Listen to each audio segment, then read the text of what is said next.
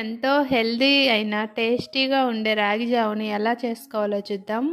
ఒక బౌల్లో 4-5 స్పూన్ల వరకు రాగిపిండి తీసుకొని 1/2 కప్పు నీళ్లు పోసుకొని ఉండలు లేకుండా కలుపుకోవాలి. స్టవ్ మీద గిన్నె పెట్టుకొని 2 గ్లాసుల వరకు నీళ్లు పోసుకోవాలి.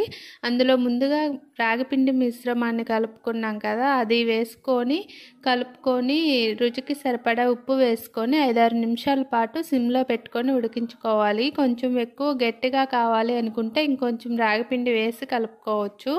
నేనైతే కొంచెం జారుగానే చేశాను. ఇది ఉడికిన తర్వాత స్టవ్ ఆఫ్ చేసి చల్లారి పెట్టుకోవాలి.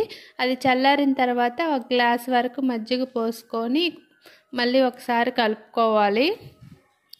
తర్వాత గ్లాసుల్లో పోసుకొని ఇష్టమైన వాళ్ళు ఉల్లిపాయ ముక్కలు నిమ్మరసం వేసుకొని తాగవచ్చు. ఇష్టం లేని వాళ్ళు ఇలాగైనా తాగేయచ్చు. నేనైతే ఉల్లిపాయ ముక్కలు నిమ్మరసం వేసాను.